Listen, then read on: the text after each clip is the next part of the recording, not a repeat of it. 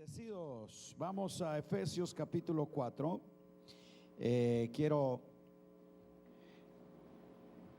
Diga, el ministerio de la edificación.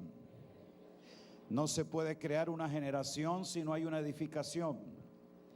Y no puede haber una edificación si no hay una revelación.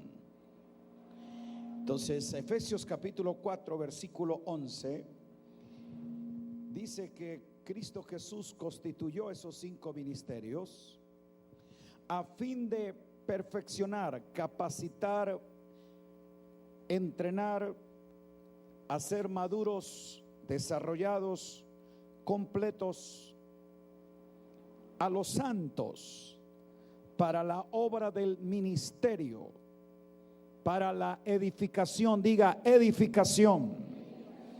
Esa palabra es muy fuerte. Diga edificación. Edificación tiene un fundamento, respeta una estructura, cumple un proceso. Diga edificación. Hasta que todos lleguemos. Dile al que está al lado, todavía me falta, pero voy a llegar a la unidad de la fe y del conocimiento del Hijo de Dios, a un varón maduro, desarrollado, pleno, adecuado, porque ha alcanzado la medida correcta. Él fue entonces conformado de acuerdo a aquello en lo que fue formado. Y diga, hay un patrón en el que estoy siendo formado hasta alcanzar la plenitud de Cristo. Ok, queremos entender entonces el ministerio de la edificación. No será posible, dije, si no hay una revelación. Por eso Pablo entendió que lo que le fue revelado era el fundamento, el diseño, los planos para edificar a la iglesia. Él, como perito arquitecto, fue celoso en que todos los espacios que Dios les concedía para edificar pudieran guardar ese elemento, ese patrón. No era cuestión de cultura ni formas, sino diga de fundamento. Diga fundamento. Entonces Pablo dijo, los que hemos creído seguimos esta misma regla, respetamos este modelo, estamos claros en que este es el mismo propósito. Hoy hay una carencia de edificación porque se apela más a la motivación.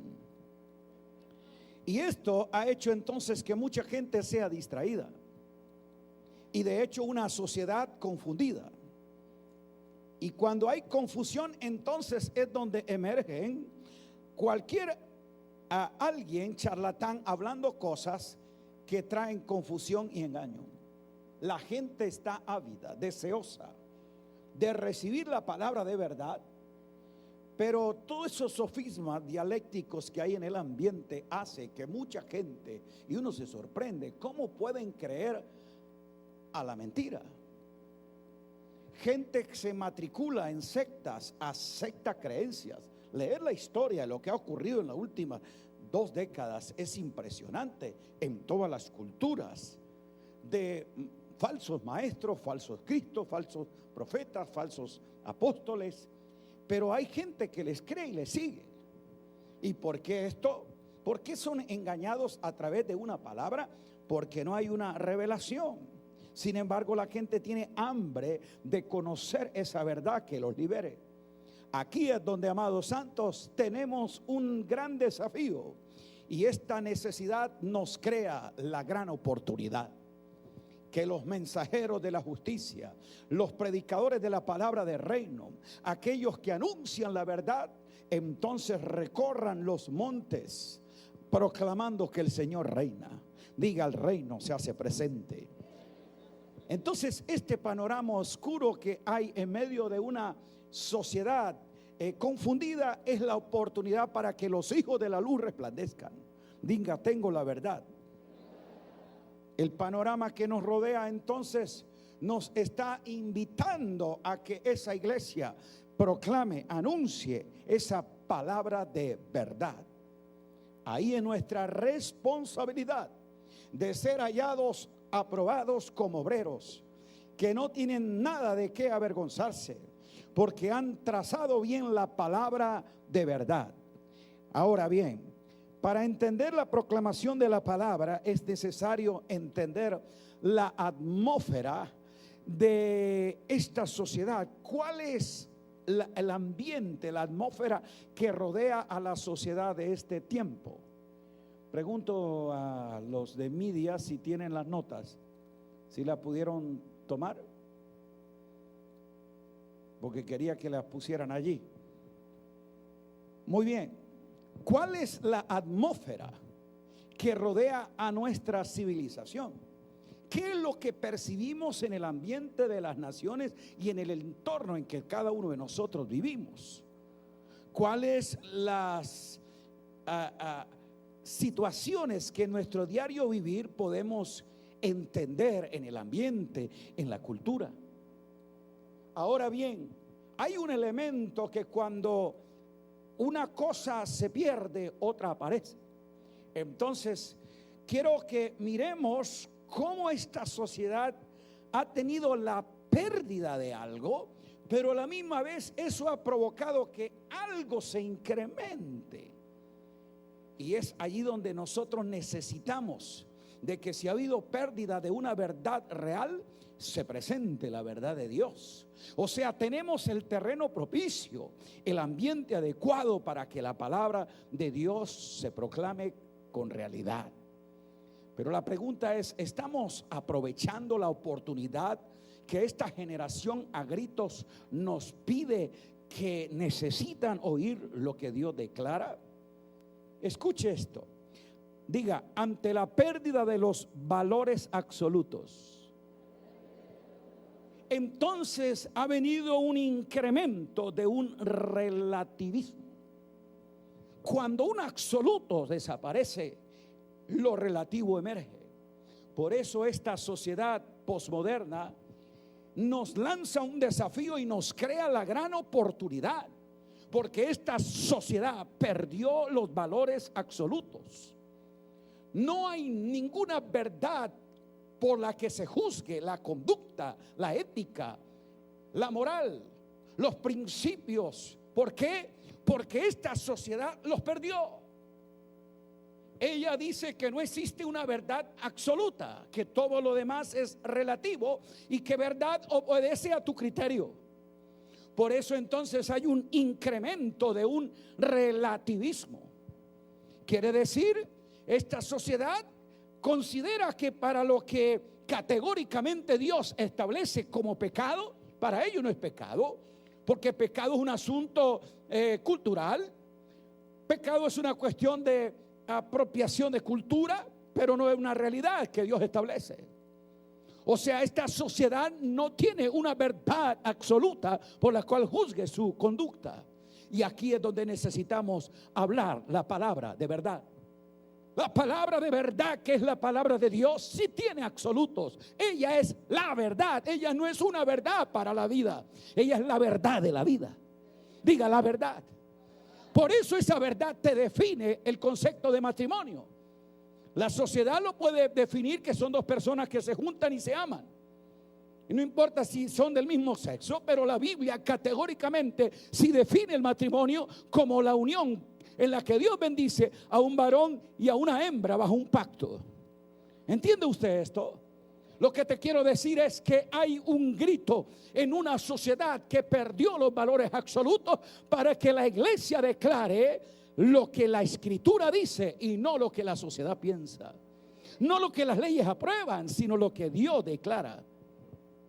En la pérdida de una sociedad que el liderazgo en todas sus áreas lo ha perdido. No hay liderazgo ni en la vida política, ni en la vida económica, ni en la vida religiosa. Una sociedad carente de un modelaje, de un liderazgo claro, preciso, con valores y criterios correctos. Entonces eso crea un incremento de desconfianza, de inseguridad.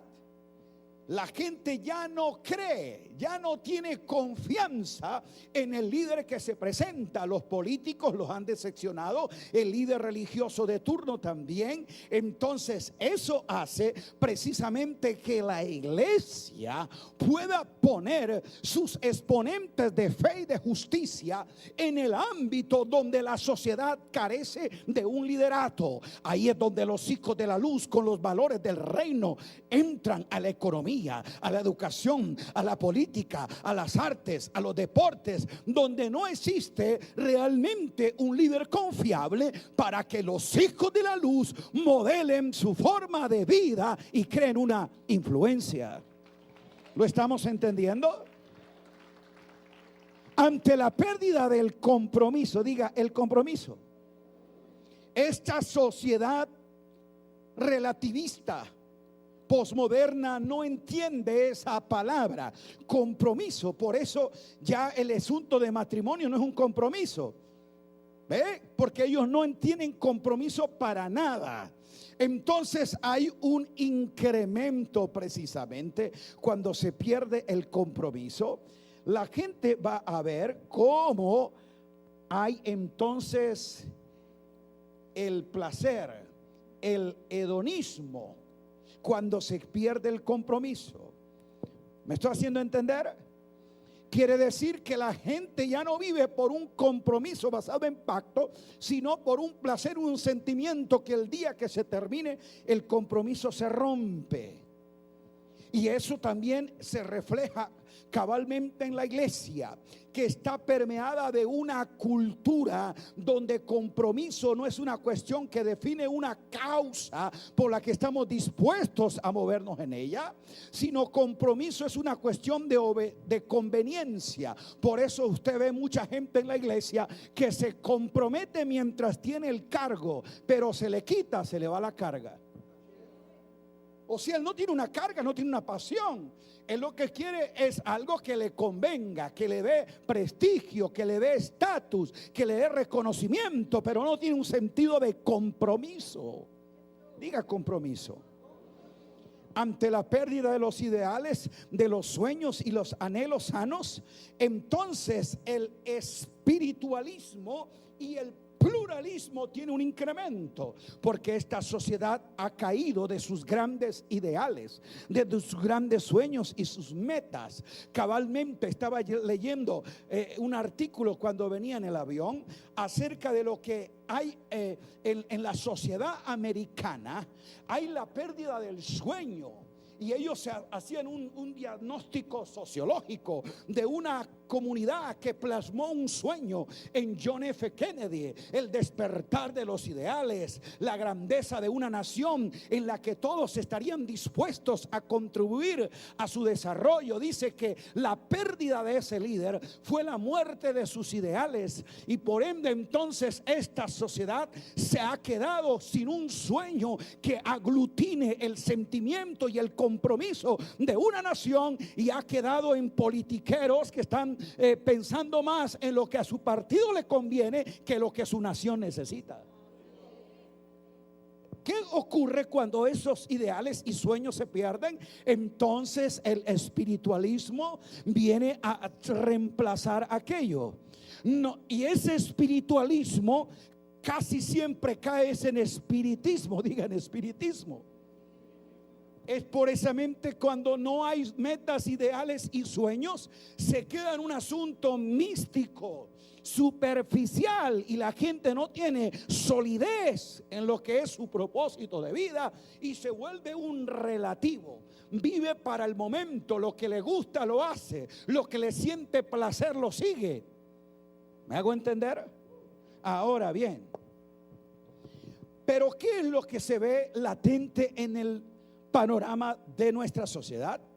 Que precisamente esa palabra de Dios revelada y absoluta no tiene una comunicación clara, precisa, pertinente a un mundo que lo pide agónico. ¿Qué ocurre entonces? Hay un panorama sombrío en nuestra sociedad que es la oportunidad para que emerja la luz. Y es que, como dije, hay una pérdida de esto, hay un incremento del otro. ¿Qué es el incremento que vamos a estar viendo? Un énfasis en fábulas, mitos y doctrinas diferentes. Mire que la radiografía sociológica que Pablo hace de su mundo contemporáneo parece ser un reflejo profético de lo que sería la sociedad del siglo XXI. Él le dice a Timoteo lo siguiente, su primera carta, capítulo 1, verso 3. Yo quiero que te quedes en Éfeso, esta comunidad helenista, envuelta en una cultura grecorromana, esotérica, dada al culto, al placer, donde está la soberbia de Diana. Aquí yo tengo que pelear contra fieras, dice Pablo. Hay un ambiente de tenacidad, de oposición. Es un sistema religioso, es una cultura que domina el pensamiento de esta ciudad. Pero yo he traído el mensaje del reino de Cristo. Alabado sea Cristo. Y lo sacudió, quebrantó el poderío de Diana y proclamó la palabra, y multitudes vinieron convertidas, renunciando a sus libros de magia, a sus ritos de hechicería y reconociendo que Jesucristo era el Señor. ¿Qué hizo? La revelación apostólica que Pablo impartió a 12, que solamente conocían hasta el bautismo en Juan. No sabían qué era la vida del bautismo en Cristo, no sabían qué era el bautismo en el Espíritu. Pero cuando Pablo entra a esos mismos 12 que estaban en una verdad pasada, que todavía no tenían la revelación de la verdad presente de Cristo impartido a ellos en el Espíritu, los emplaza, les imparte, les ministra. Fueron llenos del Espíritu Santo. Y esos 12 que por mucho tiempo habían estado en Éfeso reunidos solamente disfrutando lo anterior, ahora están ellos esparcidos, llevando el poder de la vida en Cristo. Y esa misma comunidad fue la que cambió el estado de cosas en Éfeso. ¿Te está entendiendo? Lo que estoy es declarando que cada comunidad, cada creyente, cada familia que puede romper de ciertos moldes y experiencias pasadas que lo atan, que se encuentran ellos tratando de sobrevivir en lo que conocen como esos creyentes solo hasta el bautismo de Juan, pero no iban a más. Alabado sea Cristo, Dios enviará para ti el hombre, la mujer que te traerá la palabra, porque cuando el alumno está preparado, entonces Dios envía al maestro. Cuando tu espíritu está en sintonía, Dios revela la palabra, y por esa revelación tú vas a traer una transformación a tu vida y a tu entorno. Alabado sea Cristo. La comunidad de Éfeso fue sacudida por ellos y le dijo: mire, yo quiero que te posiciones en este territorio y quiero que tengas un mandamiento: que no enseñen doctrina diferente. A esa comunidad apostólica que Pablo había transicionado, ahora se han infiltrado falsos maestros. Entraban ellos con fábulas, genealogías interminables que acarrean disputas más que edificación. ¿Más que qué? Pablo era celoso para que la vida de los santos fuera edificada sobre la verdad presente. Pablo era celoso para que la vida de los santos fuera perfeccionada en la verdad que Dios había revelado. Dijo: no quiero que se distraigan con fábulas, con mitos y genealogías interminables. Increíble, diga fábulas. Hay mucha fábula evangélica, hay mucho mito religioso metido en las congregaciones. Hay gente que está enseñando no la edificación de Cristo, sino muchas cosas supersticiosas. No le cause a usted sorpresa. En un congreso apostólico estoy compartiendo escenario y escucho a un apóstol de naciones hablar acerca de fábulas, y tomó leyenda judaica, que fue allá hasta la historia de Kedorlaomer. Habló de la serpiente emplumada que se estaba proyectando a través de la historia, recorrió las culturas, habló acerca de los toltecas, aztecas, peretecas y cualquier discoteca, diciendo que esa serpiente emplumada se había encarnado en diferentes cultos y que ahora estaba presente en este tiempo y que había que derrotarla. nada. Eso es fábula. Diga fábula. ¿Cómo construyes tú un pensamiento teológico para edificar a los santos basado en fábulas y cosas y supersticiones? Lo que mucha gente no sabe es que los judíos cabalísticos, que usan muchas partes de la escritura, han construido fábulas, leyendas y supersticiones en torno a la fe, y donde mucha gente está consultando no lo que la palabra de la revelación de la verdad presente dice, sino lo que las fábulas religiosas enseñan. ¿Usted está entendiendo? Genealogías interminables que generan disputas.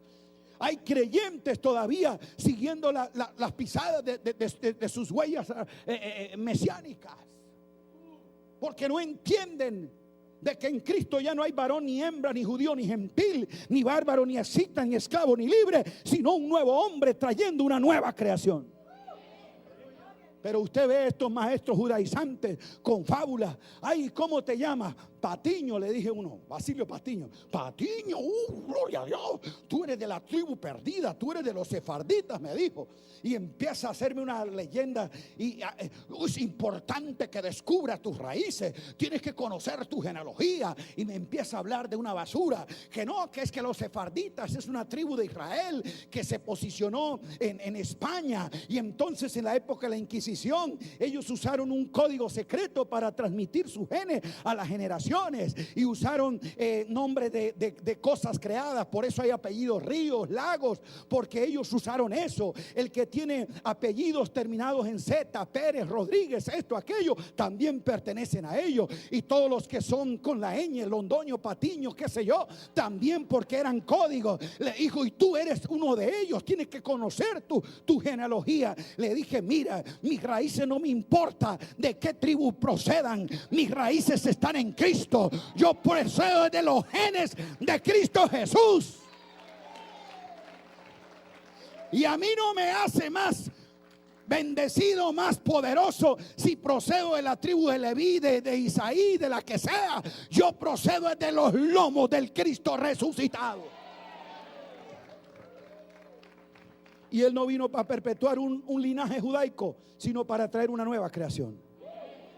Diga, genealogías interminables crean disputas, contiendas, son elementos distractores para que realmente tú identifiques tus verdaderos genes. Tus verdaderos genes no están en Jesús de Nazaret, tus verdaderos genes están en el Cristo ascendido, impartido a ti.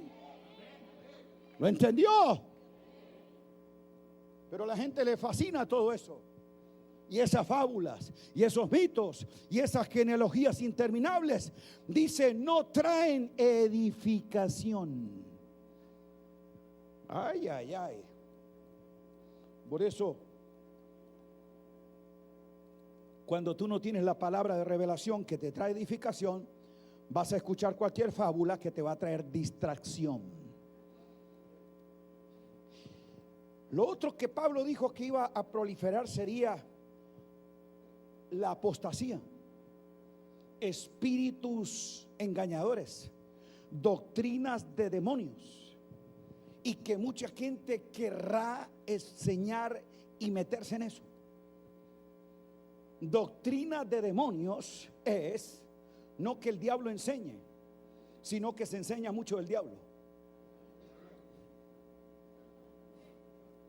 ¿Aló? Por eso es impresionante. Hoy inclusive hay una doctrina que se llama así, demoniología. Increíble.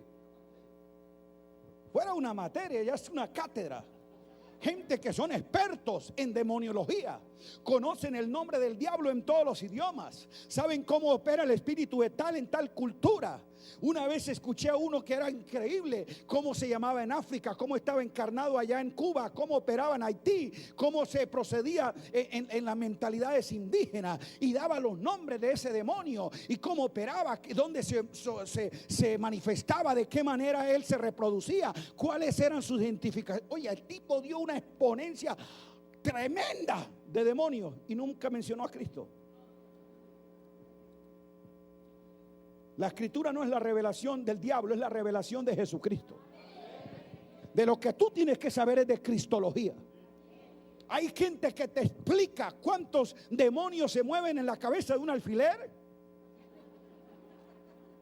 de cómo se llaman, cómo operan, cómo actúan, cuáles son sus entidades. Increíble, te explican de todo del diablo, de los demonios. Pero tú dices, quiero que me hables de Cristo. Ah, Cristo, Cristo, Cristo. Y tú dices, pero no, yo quiero que me hables del Cristo anunciado. ¿De qué? Sí, el Cristo anunciado, del Cristo encarnado, del Cristo ascendido, del Cristo crucificado, del Cristo resucitado, del Cristo impartido, del Cristo reinante. No sabe nada de eso.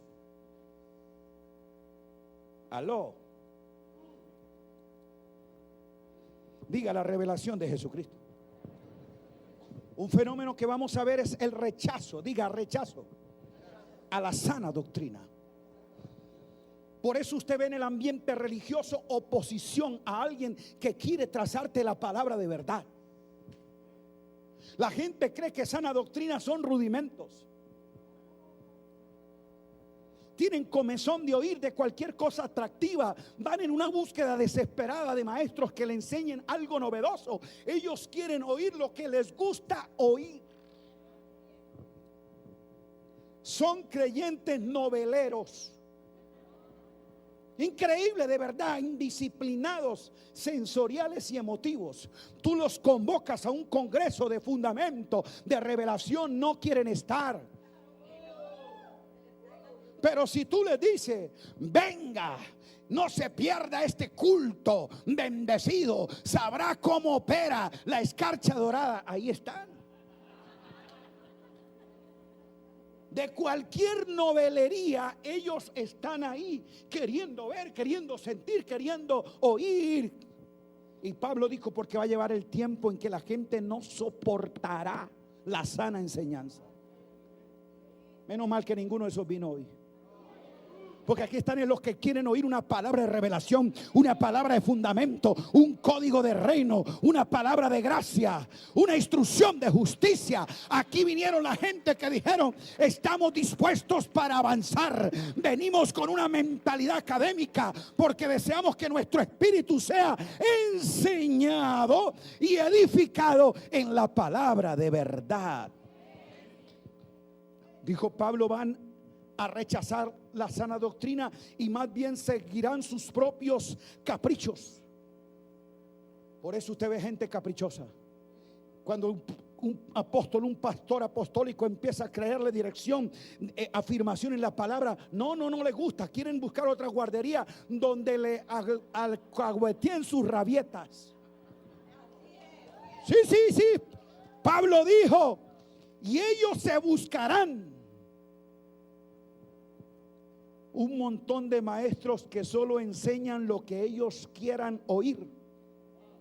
Darán la espalda a la verdad y harán caso a toda clase de cuentos.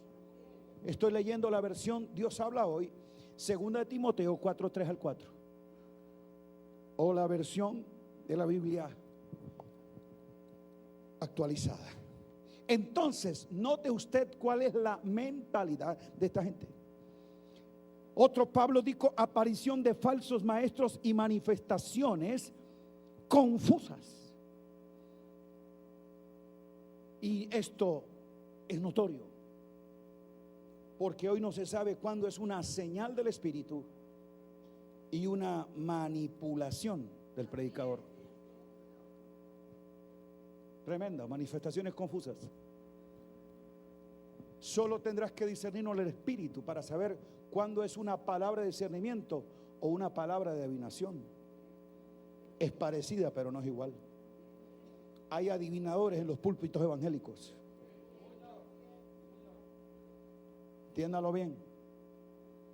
Y es para que usted esté sensible al Espíritu y no te dejes confundir por manifestaciones confusas.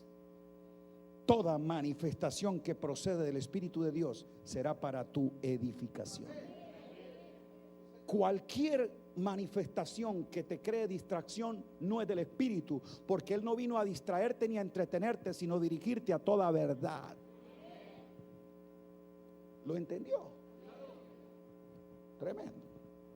Ahora, ¿qué es lo que resulta de una iglesia o de una congregación o de gente expuesta a este tipo de mensajes y de ministros? Vamos entonces a tener una iglesia enfocada en lo superficial. Una iglesia que carece de sustancia. Por eso usted ve creyentes de 20 años en mega congregaciones, pero son raquíticos, sin fibra, sin músculo, sin consistencia en la fe. Increíble. A mí me causó dolor, no voy a citar, lo conocen, ¿saben de quién hablaría? Pero estoy en un congreso y allí hay 3 pastores principales del grupo de ese mega ministerio. Estoy enseñando elementos de gracia, fundamentos, cosas básicas, y 3 de ellos llorando. Apóstol, qué tremenda palabra. Uno me dijo: yo llevo 25 años en el evangelio, nunca había oído eso que tú dijiste. ¿Qué? Si estamos hablando del ABC. Pero como él es un líder activo, haciendo actividades, haciendo cosas, la congregación crece. Creen que porque la gente se amontona, están edificando. No, que tú consigas un solar, lo llene de ladrillo, no quiere decir que ha edificado una casa. ¿Entiende? Hay mucha gente experta para conseguir grandes auditorios y amontonar gente, pero inapta para edificar a los santos. La edificación es un proceso de formación. Por eso tú le tienes que establecer esa palabra, que lo desarrolle, que ese mismo creyente se ocupe en el ministerio. ¿Cuál es el ministerio de los santos? La edificación. Pero ¿cómo podrás edificar si ni siquiera conoces el fundamento? No sabes la estructura, ni sabes del diseño. Aprendiste fue a elaborar programas, a moverte en algunas actividades, a cómo hacer que la gente venga, pero tú no estás edificando nada. Diga edificación. Wow. Entonces por eso tú ves que esa gente está con mensajes emotivos, mensajes superficiales, mensajes que les gusta a ellos oír. En muchos casos a veces son temas repetitivos, algunos son recalentados, diciendo las mismas simplezas, pero de otra forma. No hay un desarrollo profundo. Y eso hace que sea una iglesia carente de la dirección. Esa iglesia entonces se vuelven expertas en algo. Se especializan en cosas. No es que en esta iglesia nuestro ministerio es el de liberación, porque ahí solo se habla liberación, se ministra liberación, se enseña predicación, se ora liberación. Ahí son tremendo, una iglesia de liberación. No es que nuestra iglesia es una iglesia de sanidad interior. Ahí solo se enseña sanidad interior, se ministra sanidad interior, se habla de sanidad interior, se da sanidad interior. No es que nuestra iglesia es una iglesia de adoración. Ahí cantan, adoran, hacen shows, se entrenan, suena el chofar, danzas de lo que sea, contemporánea, judía, de la que quiera. Ahí son expertos en adorar, tremenda gloria de Dios. ¿Quién dijo que la iglesia se especializa en un tema? La iglesia se edifica en todo el consejo de Dios, según Pablo. ¿Entendemos esto?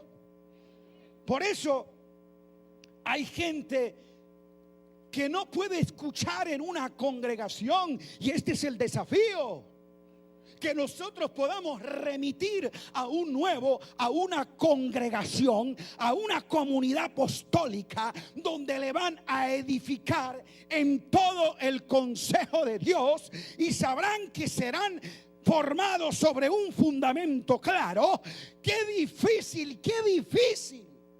Pero se pueden contar con la mano en cada ciudad. Y le pido que haga un análisis.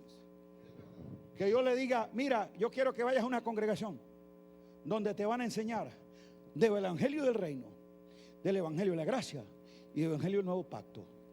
Ahí te van a formar como un ministro competente del nuevo pacto, para que bajo la gracia y el poder de Dios vayas como embajador del reino a afectar y gobernar tu mundo. Muéstreme esa congregación.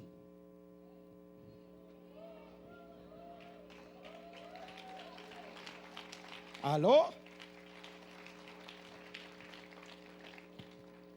Ahora bien, pero como la meta de algunos es solamente lograr el aumento del número de sus congregantes, pero no el crecimiento, la edificación y el desarrollo de los santos, se especializan en cómo ganar gente. Pero para ellos ganar gente es como tener más asistentes a sus cultos, no en el reino. Alabado sea Dios. Diga, enfocado en lo sensorial. Por eso usted ve que ese tipo de creyentes le gusta precisamente lo novedoso, lo sensorial, donde sientan, venga, no se pierda esta noche, culto de unción, sentirás la gloria de Dios. Él va a sentir. Apela a su emoción. Y casi siempre esta gente está buscando un lugar donde le profetizan, lo ungen, caiga aceite, le caiga escarcha de oro, algo pase, la gloria de Dios sienta, aleluya. Sensoriales, sensoriales, sensoriales. Estoy diciendo que las manifestaciones no son adecuadas. Sí, son válidas, pero tienen que tener su lugar correcto. Porque la vida de un creyente no se edifica basado en una manifestación, sino en una revelación. ¿Entendió? Lo que forma tu carácter, desarrolla tu fe y determina tu propósito, no es la manifestación que tienes, sino la revelación que te llena. Porque se te ha revelado Cristo y el propósito para el cual fuiste salvados. Creyentes, pastores, no busque ministerio de bendición. Busque ministerios de edificación. Hay muchos ministerios que edifican y hay otros que bendicen. Todo ministerio que trae edificación traerá bendición, pero no todo ministerio que trae bendición trae edificación. ¿Qué hablo de bendición? Lo que la gente quiere. Qué lindo, qué bonito, qué tremendo. Uy, qué buena presencia, qué gloria a Dios, cómo lo sentí. Aleluya, aleluya. Cada quien con la suya luego. Se van bendecidos. Fue un culto, Dios habló, profetizó, sopló. Algunos cayeron, otros lloraron, otros sintieron, el fuego vino. Aleluya, la gente se fue bendecida. Pero ¿qué le enseñaron? Entonces ese es un culto de bendición, pero no de edificación. Porque usted cuando enfrente su crisis y quiera articular tu fe y definir las palabras, no le va a decir al diablo, ay mire, anoche me caí y me reí 3 horas. No, no le importa, se ríe de usted. Pero si tú te paras con el grafos, escrito está, se me reveló lo que Dios dice de mí, mi espíritu lo crea y mi boca lo declara. Él sí tiembla y se asusta y se va. Pero usted no lo va a intimidar diciendo, no, no, no, es que fulano de tal me ungió y yo caí 3 horas ahí bajo el fuego. No me interesa el fuego. ¿Me hago entender? Entonces, cuando caemos en esto, hay una carencia de discernimiento. El creyente se aferra a lo místico, va buscando el medio sensorial. Por eso es tan difícil entre el alma y el espíritu marcar la diferencia, porque a veces entre eso de sentir lo divino se mezcla con lo humano, y es allí a veces, escuche, el don es genuino, es auténtico, es dado por Dios, pero a veces la manipulación del que lo ministra puede confundir lo que es la realidad, certeza y precisión de lo que procede de Dios, que lo que pasa por el hombre. Todos, cada uno de nosotros, cuando ministramos, no 100% estamos en el espíritu, porque todavía el que les habla es hombre.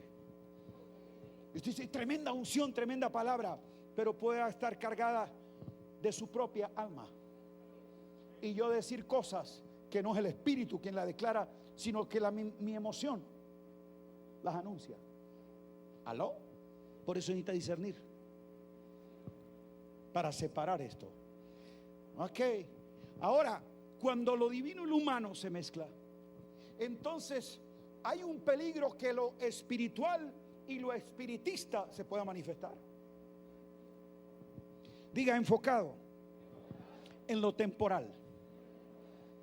Por eso usted ve esas congregaciones que la gente es: venga y reciba el milagro, venga que Dios te va a sanar, venga, no falte que es el culto de la unción, Dios va a orar en tu matrimonio, venga que tendrá un milagro en tu finanza. Siempre se apunta a que la gente venga para recibir algo que necesita.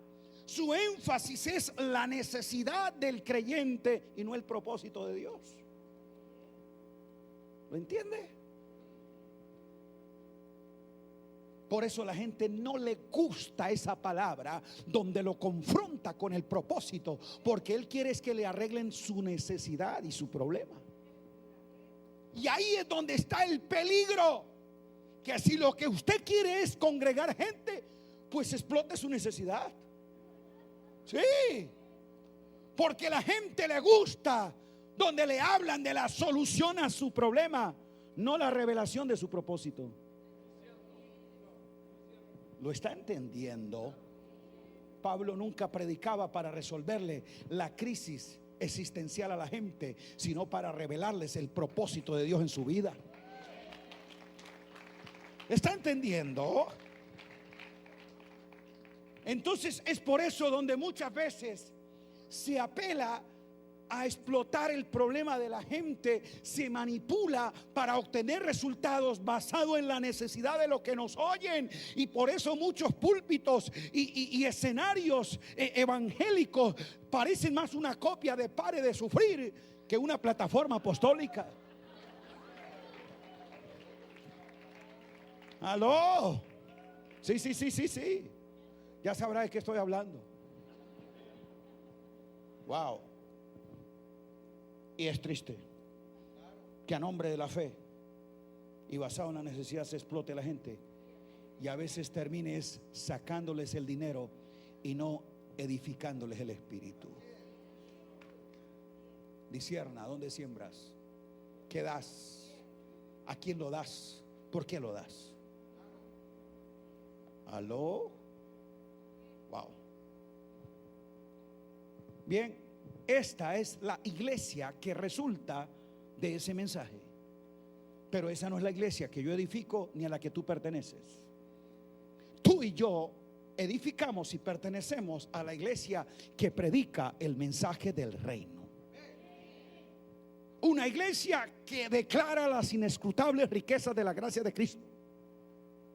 Una iglesia definida en formar los ministros competentes, eficaces, diestros, expertos, calificados en el nuevo pacto. Esa iglesia entonces no es una iglesia simplista, sino una iglesia relevante. Tiene un mensaje bíblico, profundo, claro y preciso, que va al espíritu de la gente, no a las emociones. Yo no estoy predicando para emocionar tu corazón. Yo no estoy predicando para convencer tu razón. Yo estoy predicando de mi espíritu a tu espíritu, porque yo sé que Él es el que va a dar testimonio de la verdad que tú escuchas. Ahí era donde el mensaje de Cristo cobraba belleza y autoridad, porque era un mensaje sencillo, pero no era un mensaje simplista. Que sea simple y sencillo no quiere decir que es un mensaje simplista. Era un mensaje profundo, contenido en parábolas y misterios, práctico pero a la vez confrontativo. Era un mensaje sencillo que lo podía entender el niño y el rústico pescador, pero también confundir al erudito como Nicodemo. ¿Lo entiende? Ese es el mensaje. Ese mensaje muchas veces no es fácil de discernir porque no es popular. La gente quiere un mensaje hedonista, materialista, un mensaje humanista que apele a lo que ellos necesitan. Por eso el mensaje del reino confronta a la mente religiosa. Wow. Ahora, y cuando tú tienes una palabra de verdad, el Espíritu de verdad dará testimonio al corazón de los que en sinceridad lo desean. Aquellos que no les importa la verdad del reino, ellos entonces la ignoran. Pero los que están de verdad comprometidos van a reconocer como aquello. Oye, este enseña con autoridad y verdad y no es como los religiosos. Eso lo discernía la gente. No se engañe, predicador, pastor. Que la gente no hable no quiere decir que sea tonta. Ellos disciernen. Y ellos entienden quién les está hablando, de dónde les está hablando y por qué les está hablando. La gente discierne. Por eso el Espíritu Santo que te habita te dará testimonio de la verdad y te guiará a toda verdad. El mensaje del reino, diga, está aferrado en Cristo y establecido en la verdad presente. Alabado sea Dios. Es un mensaje centrado en la palabra. Entiende el natural obrar de Dios. Es un mensaje que trae discernimiento a la iglesia para que ame más a Cristo, para que se aferre más al reino, para que pueda ver que la manifestación de lo milagroso sea un asunto derivado de, pero no una cuestión en la que yo necesito ver, sino que sencillamente se reproduce como una consecuencia, pero no como una prioridad. Diga, es una señal que me sigue. Alabado sea Dios. Por eso nosotros sabemos que estas señales seguirán. Gloria a Dios. Diga, hay una marca que nos seguirá.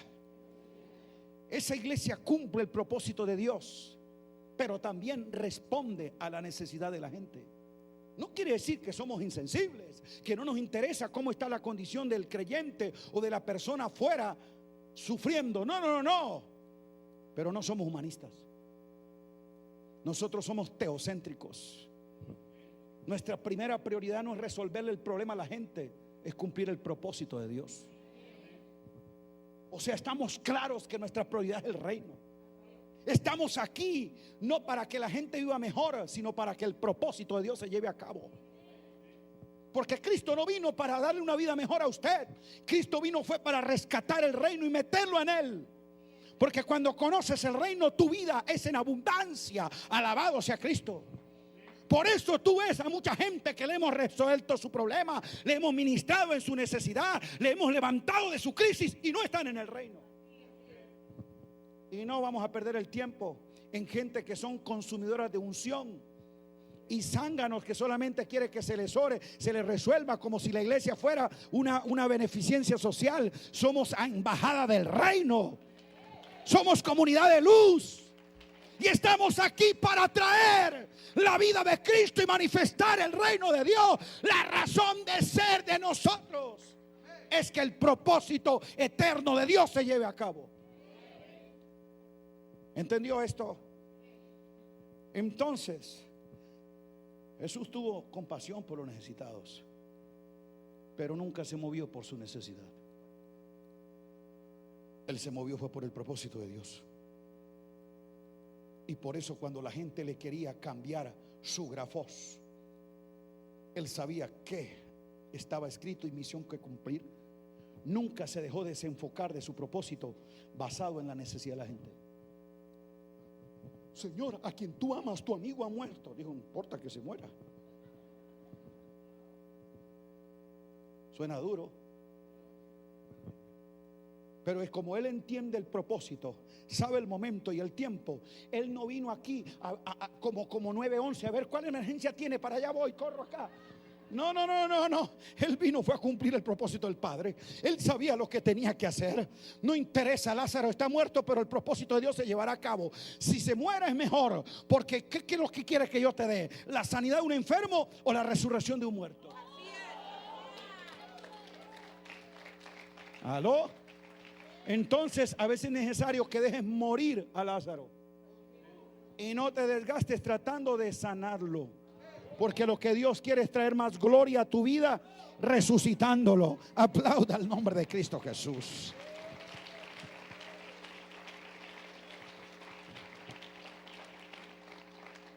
Y no había muchas viudas, y él solamente fue aquella, como en el tiempo de Elías. Y no había muchos enfermos, pero solamente él sanó a los que tenían propósito en esa señal. Wow. Bien, la iglesia tiene un compromiso con el mensaje del reino y encapsula ese propósito. Diga, mensaje del reino. Mire este contraste del mensaje que hoy se escucha. Mensaje del reino, el mensaje de la religión y el mensaje de la razón. Es el mensaje del hombre. El mensaje del reino es un mensaje con autoridad. El mensaje de la religión es como los escribas, que enseñan pero no hacen. O sea, no tienen autoridad porque no lo viven. La autoridad no es que lo prediques, la autoridad es que lo practiques.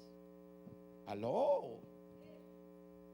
El mensaje de la razón es un mensaje basado en el carisma y en el conocimiento del líder.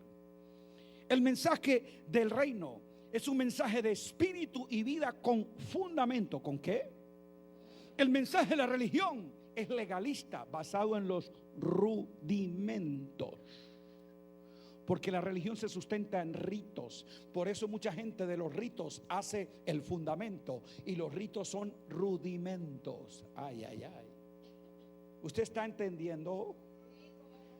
Tranquilo, si quiere yo le paso luego esas notas y completo el estudio, pero lo importante es que tú lo sepas. Sí, al final voy a poner el correo, me lo manda, y yo de todos los que ministré durante estos días le voy a mandar las 16 hojas completas para que tú las tengas, las estudies, las profundices y las comparta a otros.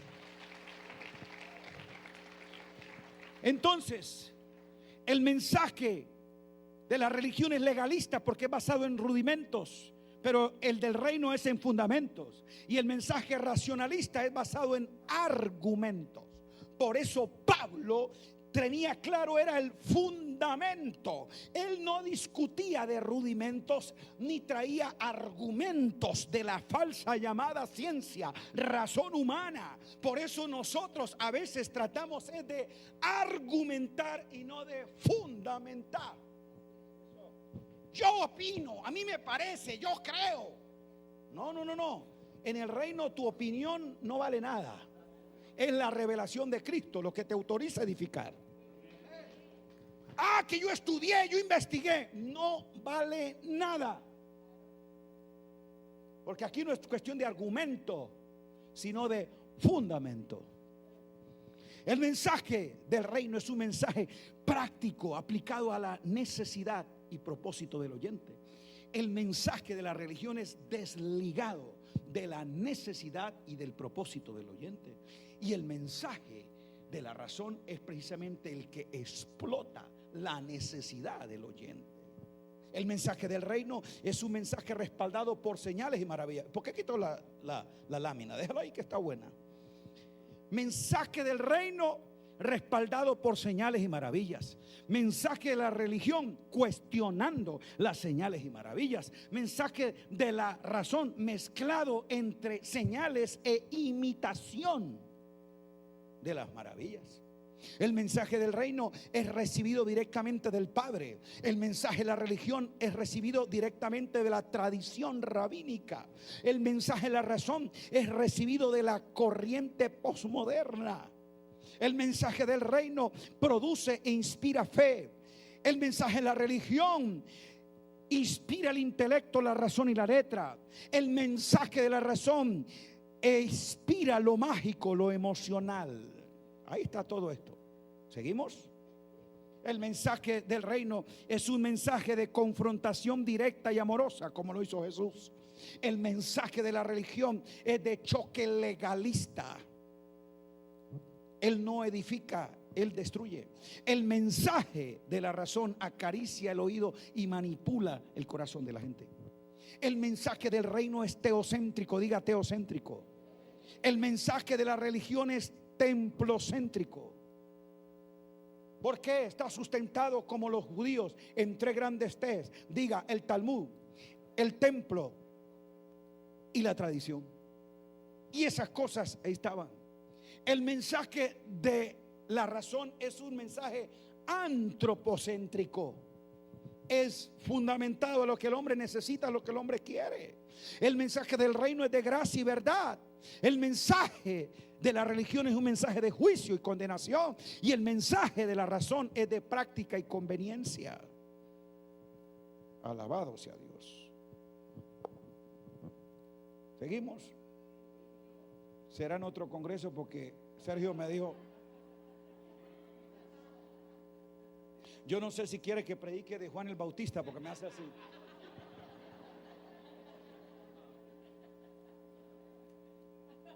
Y entonces el hermanito allá comenzó a decir que el tiempo, el hombre de la mano seca, de ese le voy a hablar ahora. Yo le hablo. Ahora, ¿en qué consiste la palabra que trae edificación? Esa es la palabra, diga, reino y gracia. La que es necesaria para la edificación de los creyentes. Pastores, líderes, cada asunto que hagamos, la pregunta es, ¿cómo esto contribuye a la edificación? Si lo que haces, aunque sea bueno y tenga resultados, pero no edifica, no lo hagas. Pero la gente le gusta. No. Tú no tienes que hacer lo que a la gente le gusta, sino lo que Dios te pide que edifiques. ¿Cuántos son padres? Estamos hablando de aquella responsabilidad de darle a nuestros hijos no lo que ellos quieren comer, sino lo que necesitan comer. Si fuera por lo que a ellos les gusta, los que somos padres y las que son madres saben qué es lo que le gusta al niño de 3, 5 años. Chocolatinas, pizza, helados, confites, ¿sí o no? Eso es lo que le gusta. Tómese la verdura, cómase esto. No, a mí no me gusta la ensalada. No, es que si no le gusta, la necesitas. ¿Aló? Pero algunos no, hermano, es la gente le gusta. Y va a ver si hablamos de esto, cómo vienen. ¿Y qué interesa que vengan si no se edifican? ¿Aló? Entonces, el mensaje del reino y de la gracia es ese precisamente que anuncia las inescrutables riquezas de la sabiduría de Cristo. Es el mensaje del nuevo pacto sustentado en la verdad presente. Ese es el que te trae edificación y confirmación. Diga confirmación. Alabado sea Dios. Es un mensaje de espíritu, es de vida, es un mensaje lleno de una palabra de revelación que redime al hombre en todas sus formas. Es un mensaje, hermano, que está respaldado por el poder del espíritu y la vivencia de quien lo declara. Es un mensaje conectado a la fuente de donde procede y no precisamente al estanque de la sabiduría humana. El que beba de este estanque, de este pozo, volverá a tener sed. Por eso la gente vuelve sedienta revienta, porque se están alimentando precisamente es de pozos de tradición, de sabiduría humana, pero no de la fuente de la revelación del Espíritu. Y oro que te conectes a la fuente y de tu interior fluya esa revelación, y que te apasiones de lo que Dios te declara y pueda decir: yo lo puedo entender, esta es la verdad que yo anhelo y Dios me la va a revelar. Aleluya. Esa palabra va a estar exaltando siempre la persona de Cristo y no la personalidad del mensajero. Hay que tener mucho cuidado en eso, que a veces en eso de honra y reconocimiento casi rayamos en idolatría. Y tenemos que tener cuidado, tanto ustedes que la provocan como nosotros que la recibimos. No, en serio, a todos nos gusta que nos acaricien el ego. Eso es, o a algunos no. Es el primer mentiroso. A todos nos gusta, pero hay que tener sensatez, madurez, criterio. Y que tú tienes que saber precisamente lo extraño que es este género humano. Alguien dijo que este es el único animal que le tocan el hombro y se le inflama el pecho. Si le soba el hombro, usted le echan cepillo, no sé cómo le llaman, y se le crece el pecho. Somos así, nos gusta la adulación, porque todavía hay algo de ese germen del Edén. Aló, hay que tener mucho cuidado. Y tú saber honrar, amar, respetar a la autoridad, pero nunca exaltarla, porque esa autoridad está para representar a Cristo, no para reemplazar a Cristo.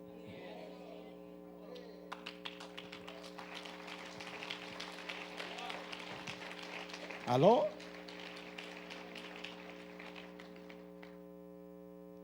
Pero entonces, como vivimos en esos criterios de un mundo sensorial, de un mundo que les gusta precisamente eso, las luces, los escenarios, los shows, por eso no ve la iglesia de Cristo todavía con alfombra roja. Yo he ido a eventos cristianos donde tienen alfombra roja también para hablar de las personalidades y imitan lo que hace Hollywood. Qué payasada la iglesia del Señor.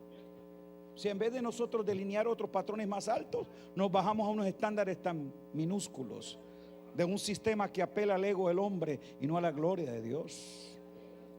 Hay que tener mucho cuidado, porque a nombre de la gloria de Dios hay mucha gloria de hombre.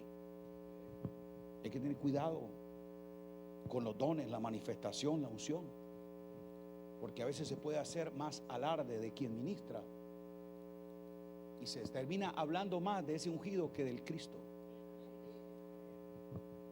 Cada uno de nosotros tenemos que ponernos serio cuando la gente hable más de nosotros que del Cristo que predicamos. Usted se tiene que ir aquí más enamorado, apasionado del Cristo que te he predicado. Ay, tan lindo el pastor, el apóstol que vino, qué bello, mire, me llevo la foto. De nada te sirve esa foto. Pero si en tu espíritu se te quedó una palabra y ese te apasiona por Cristo, entonces qué gozo que puedas recordarme. ¿Lo está entendiendo, hermano? Tengamos equilibrio entre quienes dan el elogio y en quien te lo recibe, para que sea Dios quien tenga toda la gloria. Después de la reunión recibo todos los abrazos que quiera. ¿Aló? Entonces, necesitamos, amados hermanos, orar como el salmista. Póngase de pie y repita conmigo esta palabra. Salmo 119, 43. Su mano arriba y diga: Señor, no quites de mi boca en ningún tiempo, ¿cómo?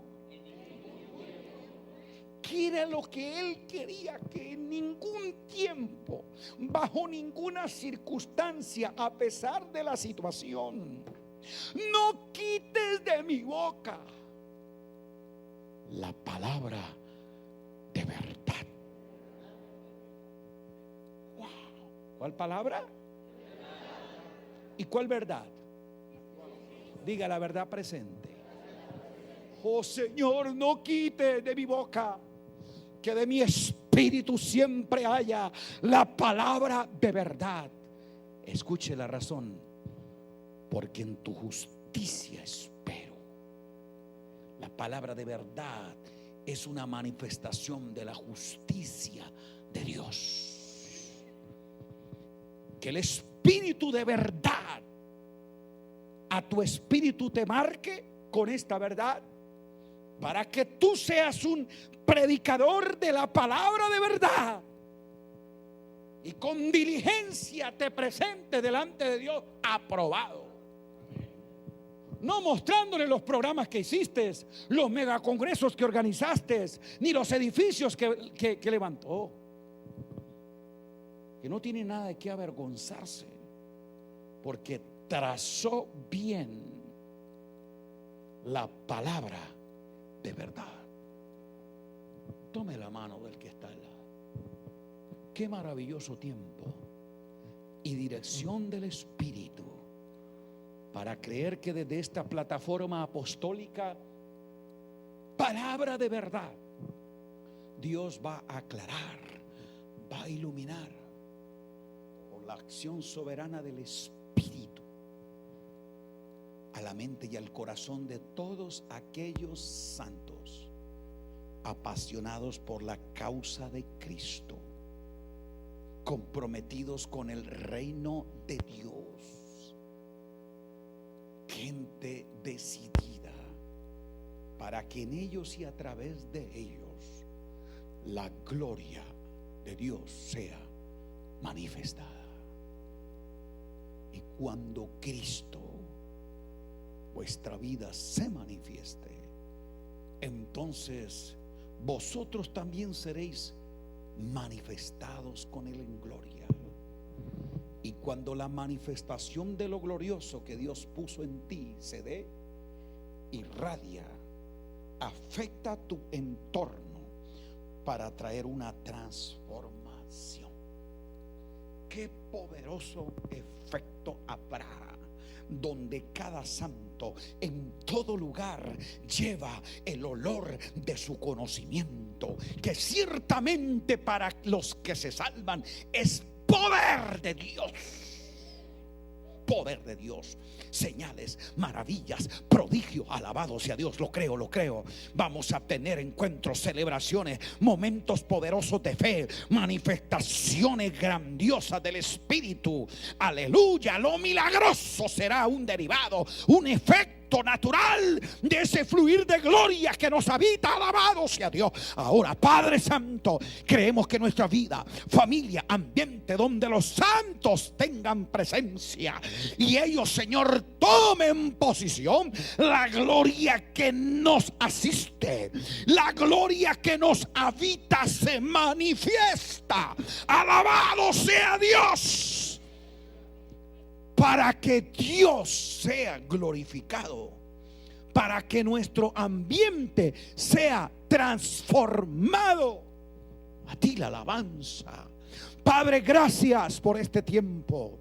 Declaro en tu nombre, oh Cristo, que cada ministro de justicia aquí entrenado, afirmado en esta verdad, vaya, Señor, comisionado, apasionado para hacer que en su ámbito la autoridad de tu palabra y el poder del Espíritu prospere todo lo que él emprenda, su vida, su familia, su fe, sus finanzas sean enriquecidas bajo el poder y la gracia de Dios. Alabado sea tu nombre, alabado sea tu nombre. Levanta tus manos. Y el Dios de paz, que resucitó de los muertos a nuestro Señor Jesucristo, al gran pastor de las ovejas, por la sangre del pacto eterno, os haga actos, diga soy acto, para toda obra buena, haciendo Él en vosotros. Haciendo Él en vosotros toda buena obra conforme a su voluntad. Aleluya. A nuestro Rey, a nuestro Cristo, a nuestro Dios sea la gloria por los siglos de los siglos. Amén. Un aplauso al Señor y un abrazo a todos los santos del Altísimo. Gracia y paz de Dios sea multiplicada en tu vida siempre. Con inmenso cariño. Gracias, pastores. Les amamos.